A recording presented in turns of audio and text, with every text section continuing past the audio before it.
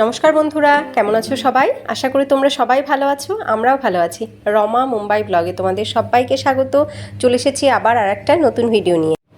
ঘুম থেকে উঠে ব্যালকনিতে এসে বাইরে তাকিয়ে তো আমি অবাক, আমি রীতিমতন সারপ্রাইজড।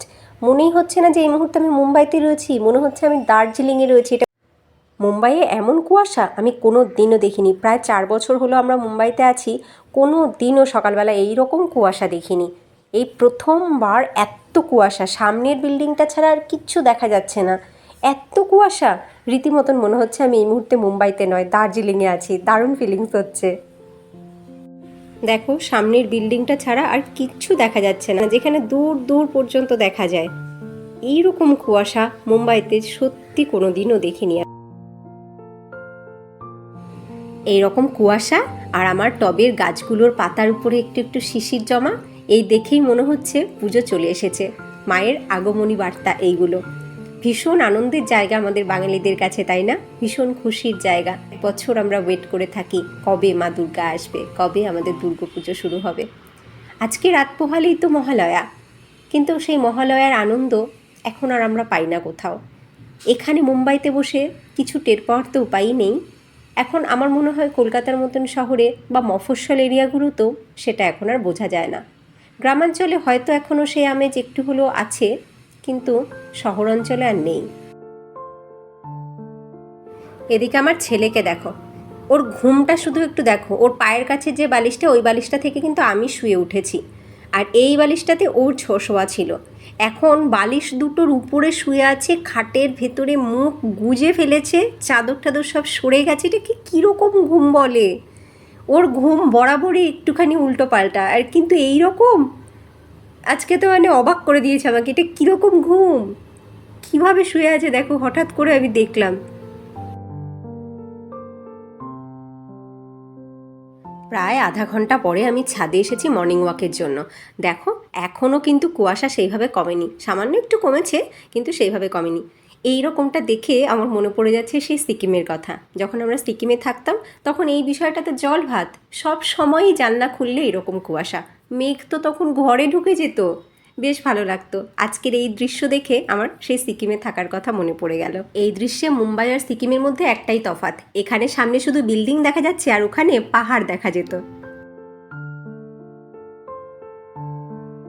দেখতে দেখতে পুজো তো চলেই আসলো। আগামীকাল ভোর হলেই মহালয়া। আর আমার মা বলে মহালয়ার পরে দেবীপক্ষ শুরু হয়ে যায়, আর তখন ঘরের কোনো ডিপ ক্লিনিং করতে নেই, মানে ঘর থেকে সেরকম কিছু বার করতে নেই।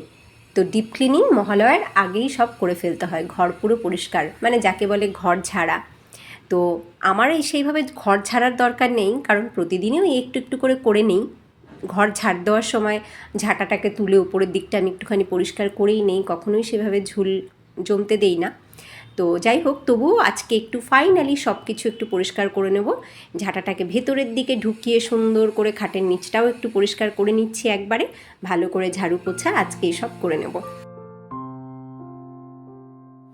প্রতিদিনই যদি এরকমভাবে একটুখানি করে নেওয়া যায়, যখন ঘর ঝাড় দেই তখন একটুখানি ঝাঁটাটাকে সোফার নিচটাতে একটু ঢুকিয়ে, টেবিল চেয়ারের নিচের দিকটাতে ভালো করে একটুখানি ঢুকিয়ে, খাটের নিচটাতে যদি এরকমভাবে করে নেওয়া যায়, তাহলে ঘর কিন্তু সবসময় পরিষ্কার থাকে। আর আমি তো প্রতিদিনই ঝাড় দেওয়ার আগে একটু ডাস্টিং করেই নেই, মানে সমস্ত ফার্নিচারগুলোকে একটু মুছেই রাখি। তো যে কারণে একদিনে আর বেশি আমাকে কষ্ট করতে হবে না। তো যাই হোক, আজকে ফাইনালি পুরো পরিষ্কার করে ফেলবো ঘর, কাঁচা ধোয়া যা আছে।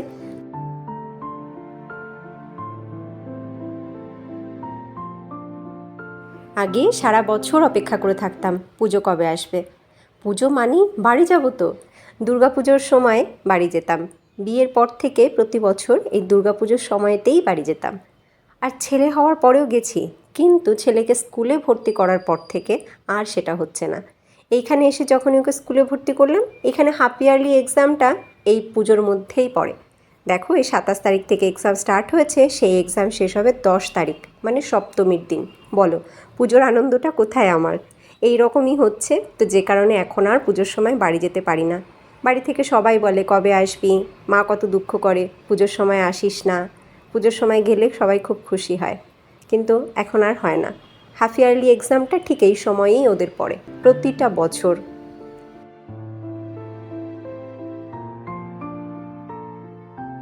পুজোর সময় বাড়ি যাওয়া মানে কত আনন্দ। সবার জন্য কেনাকাটা করব, প্রতিদিনই কেনাকাটা করতাম, প্রায় সবার জন্য কিনে নিয়ে যেতাম। মা, বাবা, শ্বশুরমশাই, শাশুড়ি মা, আমার দাদা, বৌদি, ভাইপো, ভাইঝি, সবার জন্য কেনাকাটা। সেই কেনাকাটার মধ্যেও কিন্তু একটা দারুণ আনন্দ, বলো। সে কেনাকাটা করে নিয়ে যাওয়া, তারপর ওখানে গিয়েও আবার সবার থেকে কিছু পাওয়া, সেই জিনিসটা আর হচ্ছে না। মুম্বাইয়ে আসার পর থেকেই সেটা গেছে গিয়ে, আর সেই আনন্দটা হয় না। এখন কেনাকাটা মানে ওই নিজেদের জন্য কিছু কেনা। আর এই বছর আমার কেনাকাটা সে তো পুরোই অন্যরকম হলো। আমার বর তো নেই বাড়িতে, আর আমার একা নিজেদের জন্য জামা কাপড়ের শপিং করা একদমই সম্ভব না। আমি পারি না, মানে একা গিয়ে আমি কনফিউজড, আমি কোনটা নেব কোনটা নেব না, এটাও ভালো লাগছে ওটাও ভালো লাগছে। তো যে কারণে জামা কাপড়ের শপিং আমি একা কখনো করি না, আমার বরের সাথেই করি। মানে পছন্দ হয়তো আমিই করলাম, কিন্তু ফাইনাল সিলেকশনটা ও করলো। তো এরকমভাবেই আমাদের কেনাকাটা হয়। এই বছর ও নেই বলে দোকানে গিয়ে আর কেনাকাটা করলাম না। এবছর আধুনিক হয়ে গেছি, সম্পূর্ণ আধুনিক। হ্যাঁ, অনলাইনে সব কেনাকাটা। সব এখনও এসে পৌঁছায়নি, যেগুলো অর্ডার করা হয়েছে সব এসে পৌঁছালে তোমাদের সাথে শেয়ার করব, দেখাবো আমাদের পুজোর শপিং, অনলাইন শপিং।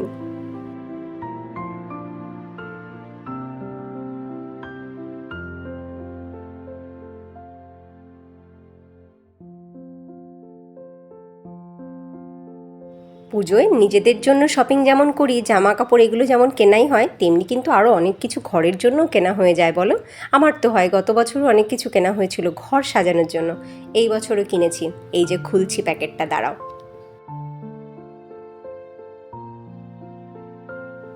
আমার সোফা কভার মাত্র একটা। এবার একটা হলে কত অসুবিধা হয় বলো, সেটাকে ধুতে দিলে তখন আর একটা কী পাতি। তো যে কারণে আমি আর একটা সোফা কভার অর্ডার করেছিলাম। আজই এলো এই অর্ডারটা। এবার তোমাদেরকে দেখাচ্ছি, বেরিয়ে গেছে। আমার আগের যে সোফা কভারটা সেটা হচ্ছে মেরুন কালারের, এবার এটা অর্ডার করেছি ব্রাউন কালারের। দেখো তো কেমন লাগছে, এই দেখো ব্রাউন আর গোল্ডেন।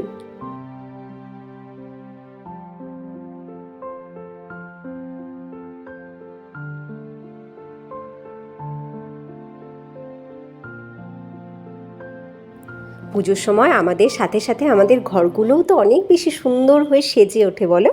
ঘর সাজানো গোছানো থাকলে মনের ভেতরে একটা আলাদাই শান্তি থাকে, একটা আলাদাই আনন্দ থাকে। এই দেখো, বললাম না আমার একটাই সোফা কভার ছিল, তো সেটাকে ধুতে দিলাম। তো এখানে কি পাতবো তার জন্য আমি রাত্রে যখন ওই বসে বসে সুবর্ণলতাটা দেখি, তখন তো অনেক রাত, তো তখন বসে বসে আমি নিজের হাতে সোফা কভার সেলাই করেছি। এই যে দেখছো পর্দাটা, এই পর্দার কাপড়, পর্দাটা 9 ফিটের ছিল, কিন্তু আমার এখানে 9 ফিটের পর্দা লাগবে না, 8 ফিটের পর্দা লাগবে। তাই নিচের কাপড়টুকু যেগুলো কেটে আমি নিজেই সেলাই করেছিলাম, সেই কাটা অংশ দিয়ে আমি কুশান কভার বানিয়েছি। আর সোফা কভার ওই একটা পার্ট, এই নিচের পার্টটা আর বানাতে পারিনি, কাপড় শর্ট পড়ে গেছিলো। ভালো হয়েছে না? ওই নতুন কাপড়গুলো, পর্দার কাপড়গুলো ফেলে না দিয়ে আমি এই সুন্দর করে সোফা কভার আর কুশান কভার বানিয়ে নিয়েছি। 3টে কুশান কভারই হয়েছে। মিডলেরটা একটু অন্যরকম ডিজাইন হয়েছে, আর সাইডের দুটো একরকম হয়েছে। সাইডের দুটোতে চেন দেওয়া, আর এইটাতে করেছি বোতাম দেওয়া। কেমন হয়েছে গো, জানিও তোমরা।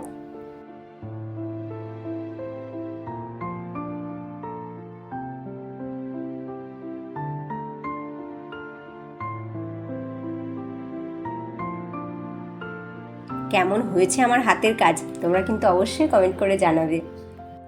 কুশান কাভারের এই যে দুটো পার্ট দেখছো, সামনের ফ্রন্টেরটা আর ব্যাকেরটা, তো এই ব্যাকের পার্টটা কিন্তু আমার পুরনো একটা কুশান কাভার। পুরনো কুশান কাভারটা খারাপ হয়ে গেছিলো, তো এই ব্যাক পোর্শনটা রেখে দিয়েছিলাম আমি, আর ফ্রন্টের পোর্শনটা ওটাকে ফেলতে হয়েছে। আর এই ব্যাক পোর্শনটা দিয়েই কিন্তু আমি এই কুশান কাভারটা বানিয়ে নিয়েছি। এই ফ্রন্টের পোর্শনটা হচ্ছে পর্দার কাটা অংশ, আর ব্যাকের পোর্শনটা পুরনো কুশান কাভার। তো পুরনো কুশান কাভারের ওই ব্যাকের অংশটাকে আর পর্দার কাটা অংশ দুটোকে কম্বাইন করে আমি একটা নতুন কুশান কাভার বানিয়ে নিয়েছি।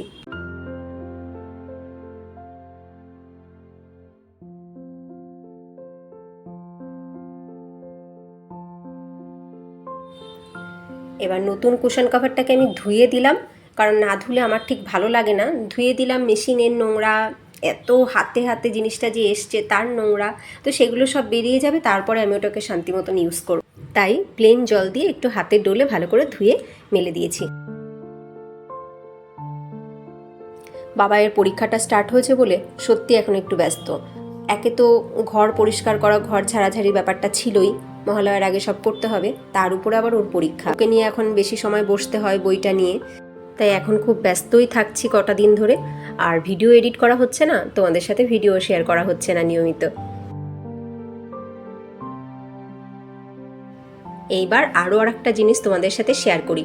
এটা অবশ্য আজকে আসেনি, এটা এসেছে বেশ কদিন আগেই, কিন্তু তোমাদেরকে সত্যি দেখানোর সময় করে উঠতে পারছিলাম না। আজকে দেখাই।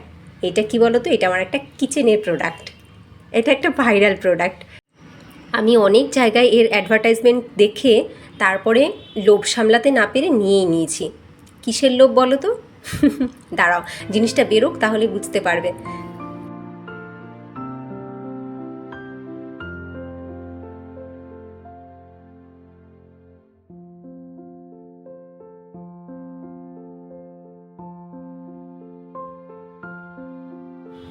এই দেখো বেরিয়ে গেছে। এইবার দেখে তোমরা বুঝতে পেরেছো কি? যারা দেখেছো জিনিসটা এর আগে তারা বুঝতে পেরেছো। এটা হচ্ছে গ্যাস ওভেনের স্ট্যান্ড। এটা হচ্ছে গ্যাস সেভিং স্ট্যান্ড। মানে এটা আমাদের গ্যাস ওভেনে যে স্ট্যান্ড লাগানো আছে সেই স্ট্যান্ডের উপরে এটাকে লাগাতে হবে। তাহলে এর যে এই যে উঁচু রয়েছে, কাঁধটা উঁচু, এতে পাশের হাওয়াটা আগুনের গায়ে লাগবে না ডিরেক্ট, এবং তাতে গ্যাসটা অনেক কম পুড়বে, এবং গ্যাসটা হঠাৎ করে কখনো হাওয়ায় নিভেও যাবে না। তো সে গ্যাস সেভিং স্ট্যান্ড এটা আমি অনেক জায়গায় দেখেছি, দেখেই তারপরে এই দুটোকে আমি অর্ডার করেছিলাম। এবার জানি না এটা কাজ করবে কতটা, সেই বিষয়ে আমার কোনো ধারণা নেই। তো দেখা যাক, ইউজ করতে করতে বুঝতে পারবো আমার গ্যাস কতদিন যেত আর এখন কতদিন যাচ্ছে। তোমাদেরকে সেট করেও দেখাই। আমি কিচেনে চলে এসেছি। এই দেখো, এমনি করে আগের স্ট্যান্ডের উপরেই এটাকে সেট করে দিতে হবে। কিছুই ব্যাপার না, শুধু ধরে বসিয়ে দাও খাপে খাপে। এই হচ্ছে ব্যাপার। এই যে সাইডের যে উঁচু ব্যাপারটা, ওতে হাওয়াটা ডিরেক্ট আগুনের গায়ে লাগবে না, তো এতে গ্যাসটা অনেকটা কম পুড়বে বলেই বলছে। এখন জানি না কতটা কাজ করবে, ব্যবহার করতে করতে আমি বুঝতে পারবো।